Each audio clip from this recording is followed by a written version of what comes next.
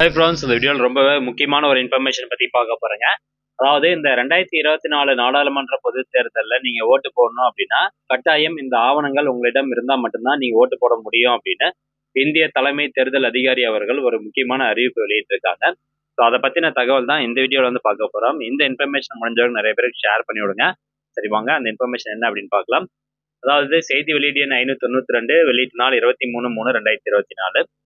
நடைபெறவிருக்கின்றன 2024 ஆண்டிற்கான நாடாளுமன்ற பொதுத் தேர்தல் மற்றும் 233 விழுவங்கோடு சட்டமன்ற பேரவைக்கான இடைத்தேர்தலில் வாக்காளர் புகைப்பட அடையாள அட்டை வழங்கப்பட்டுள்ள அனைத்து வாக்காளர்களும் அவர்கள் வாக்களிப்பதற்கு முன்னர் வாக்குச்சாவடியில் தங்கள் அடையாளத்தை மெய்ப்பிப்பதற்காக வாக்காளர் புகைப்பட அடையாள அட்டையை அளிக்க வேண்டும் என இந்திய தேர்தல் ஆணையம் உத்தரவிட்டுள்ளது. கட்டாயம் ஓட்டர் ஐடி கார்டு ஓட்டு போறதுக்கு முன்னாடி உங்களுடைய ஐடென்டி ப்ரூஃபை வெரிஃபை பண்றதுக்காக ஓட்டர் ஐடி கார்டு கேட்கறாங்க. இன்கேஸ் ஓட்டர் ஐடி கார்டு இல்லாத பட்சத்துல என்ன சொல்ல வராங்கன்னு பாருங்க. வாக்காளர் புகைப்பட அடையாள அட்டையை அளிக்க இயலாத வாக்காளர்கள் அவர்களின் அடையாளத்தை மெய்ப்பிப்பதற்காக பின்வரும் மாற்று புகைப்பட அடையாள ஆவணங்களில் ஏதேனும் ஒன்றை காண்பிக்க வேண்டும் என இந்திய தேர்தல் ஆணையம் ஆணையிட்டுள்ளது. இன்கேஸ் ஓட்டர் ஐடி கார்டு இருக்கும், பட் அவங்க தொலைச்சிருப்பாங்க அல்லது டேமேஜ் ஆயிருக்கும். இந்த மாதிரி இருக்கக்கூடிய நபர்கள் கீழே இருக்கக்கூடிய எதுனா ஒரு ஐடி ப்ரூஃபை கட்டாயம் நீங்க காமிச்சாகணும். அப்பதான் உங்களை ஓட்டு போட விடுவாங்க அப்படின்னு சொல்றாங்க. ஸோ எந்த மாதிரியான ஆவணங்கள் அப்படின்னு பாருங்க. Aadhaar card. So Aadhaar card இருந்தாவே மேக்ஸிமம் முடிஞ்சது நீங்க ஓட்டு போட்டுக்கலாம். சப்போஸ் ஆதார் கார்டும் இல்லை அப்படின்னா மகாத்மா காந்தி தேசிய ஊரக வேலை உறுதியளிப்பு திட்டத்தின் பணி அடையாள அட்டை, இந்த என்ஆர்இஜிஏ ஒர்க் பண்றீங்க பாத்தீங்களா, ஸோ அதற்கான ID proof, then bank passbook, அதே மாதிரி driving licence, PAN card, passport, then next பார்த்தீங்கன்னா இந்திய கடவுச்சீட்டை தான் பாஸ்போர்ட்டு, புகைப்படத்தின் கூடிய ஓய்வூதிய ஆவணம், பென்ஷன் பேமெண்ட் ஆர்டரு. ஸோ இதில் நிறைய கொடுத்துருக்காங்க. அதை நீங்கள் பார்த்துக்கோங்க. இதில் ஏதாவது ஒரு ஆவணம் கண்டிப்பாக நீங்கள் ஓட்டு போகிறதுக்கு முன்னாடி காமிச்சா மட்டும்தான் உங்களுடைய பெயரை ஃபுல்லாக வெரிஃபை பண்ணுவாங்க. ஐடி ப்ரூஃபை வெரிஃபை பண்ணி பார்த்துட்டு அதுக்கப்புறமா மை வச்சு உங்களை ஓட்டு போட விடுவாங்க. ஸோ அடுத்த முக்கியமான தகவல் பாருங்க.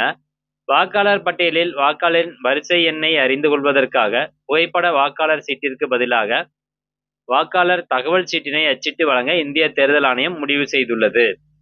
ஸோ இந்த வருஷம் என்னன்னா, இப்போ ஓட்டர்ஸ் லிஸ்ட் இருக்கும். ஒவ்வொரு பூத்லேயும் ஓட்டர்ஸ் லிஸ்ட் கொடுத்துருப்பாங்க. வாக்காளர் பட்டியல் இருக்கும். அந்த பட்டியலில் 600 பேர், 1000 பேர், 1500 பேர் கூட இருப்பாங்க. ஸோ நம்ம போய் நம்ம ID proof, voter ID card காமிக்கும் போது எத்தனை சீரியல் நம்பர் அப்படின்னுங்கிற தேடி பார்க்க தேவையில்ல. ஸோ அதனால இந்த வருஷம் புதுசாக ஒரு அப்டேட் கொண்டு வந்திருக்காங்க. பூத் ஸ்லிப் அப்படின்னு சொல்லுவாங்க. ஏற்கனவே கொடுக்கறது தான். பூத் ஸ்லிப்ல பூத் ஸ்லிப் உங்களுக்கு கொண்டாந்து கொடுப்பாங்க. உங்க வீட்டுக்கே கொண்டாந்து கொடுத்துருவாங்க. அந்த பூத் ஸ்லிப்ல பாத்தீங்கன்னா வாக்குச்சாவடியினுடைய பெயர், வாக்குச்சாவடியினுடைய பெயர், வாக்கு பதிவு நாள், நேரம் போன்றவை இடம்பெற்றிருக்கும். ஸோ இதுல அந்த பூத் ஸ்லிப்லயே உங்களுடைய பெயர் எத்தனாவது சீரியல் நம்பர்ல இருக்கு, வாக்காளர் பட்டியல்ல எத்தனாவது சீரியல் நம்பர்ல இருக்கு அப்படிங்கிற தகவல் பாத்தீங்கன்னா பூத் ஸ்லிப்லயே கொடுத்துருவாங்க. ஸோ அப்போ அவங்க சுலபமா உங்களுடைய பெயர் செக் பண்ணி பார்க்கறது ஈஸியா இருக்கும். ஸோ அந்த பூத் ஸ்லிப் உங்களுடைய வீட்டுக்கே கொண்டாந்து கொடுத்துருவோம் அப்படின்னு சொல்றாங்க.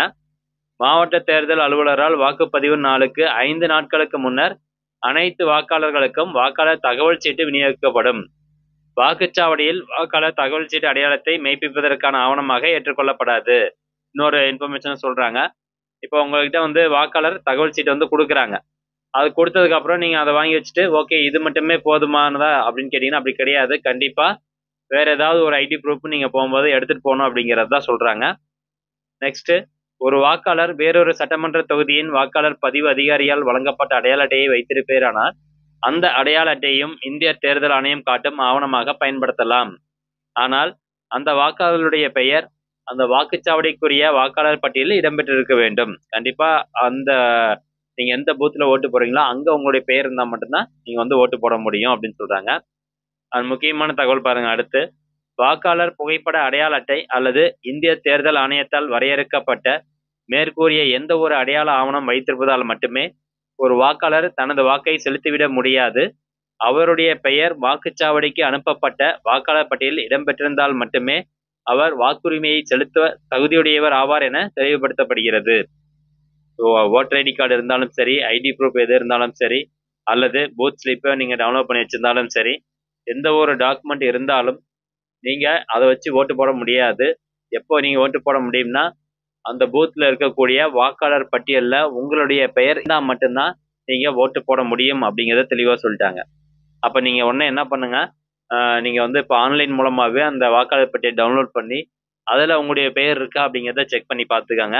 அது எப்படி டவுன்லோட் பண்ணுறது அப்படிங்கிறது இந்த வீடியோவில் நான் சொல்லிடுறேன். தென் நெக்ஸ்ட் பாருங்க, வெளிநாடு வாழ் இந்தியர்கள் அவர்களின் கடவுச்சீட்டில் உள்ள விவரங்களை அடிப்படையாக கொண்டு அவர்களின் அசல் கடவுச்சீட்டின் அடிப்படையில் மட்டுமே, அதாவது வேற எந்த ஒரு ஐடி ப்ரூஃபும் எடுத்துக்க மாட்டாங்க.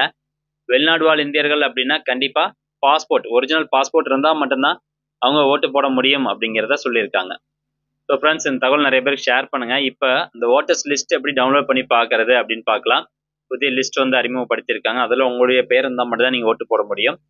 இந்த வெப்சைட் வந்து ஓப்பன் பண்ணிக்கோங்க. இந்த வெப்சைட்டுக்கான லிங்க் நான் டிஸ்கிரிப்ஷனில் கொடுத்துட்றேன்.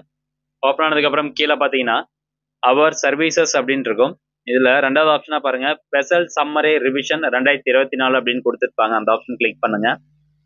நெக்ஸ்ட் நிறைய ஆப்ஷன்ஸ் இருக்கும், அதெல்லாம் எதுவும் பார்க்காதீங்க. நேரடியாக அங்கே பாருங்க, final publication of electoral roll 2024 new அப்படின்னு கொடுத்துருப்பாங்க.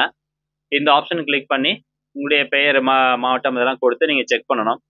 இதே சென்னை பீப்புள்ஸ் மட்டும் பார்த்தீங்கன்னா இங்கிலீஷில் வந்து கொடுத்துருப்பாங்க. உங்களுக்கு இங்கிலீஷ் தேவைப்படுதுன்னா இதை கிளிக் பண்ணி பார்த்துக்கலாம். ஸோ இந்த final publication of electoral roll 2024 அந்த ஆப்ஷன் சூஸ் பண்ணுங்க. அடுத்தபடியாக உங்களுடைய மாவட்டம் செலக்ட் பண்ணுங்க.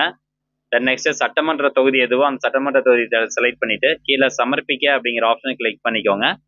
தென் நெக்ஸ்ட் பார்த்தீங்கன்னா அந்த வாக்குச்சாவடியினுடைய பெயர், அட்ரஸ் எல்லாமே இருக்கும். ஸோ நீங்கள் எந்த பூத்தில் ஓட்டு போடுவீங்க அப்படிங்கிறது தெரியும். ஸோ அந்த வாக்குச்சாவடியினுடைய பெயரை வந்து சர்ச் பண்ணி பார்த்துக்கோங்க. ஜஸ்ட் சிஸ்டம் யூஸ் பண்ணீங்கன்னா கண்ட்ரோல் F, அல்லது மொபைல் யூஸ் பண்ணுறீங்க அப்படின்னா ஃபைண்ட் இன் பேஜ் கொடுத்து நீங்கள் சர்ச் பண்ணி பார்த்துக்கோங்க. சர்ச் பண்ணி பார்த்துட்டு உங்களுடைய வாக்குச்சாவடியை கிளிக் பண்ணிங்கன்னா போதும். நெக்ஸ்ட் ஒரு கேப்சா கோடு என்டர் பண்ண சொல்லும். அந்த கேப்சா கோடை கரெக்டாக என்டர் பண்ணிக்கோங்க. நான் அடுத்தபடியாக சமர்ப்பிக்க அப்படிங்கிற ஆப்ஷனை சூஸ் பண்ணிக்கோங்க.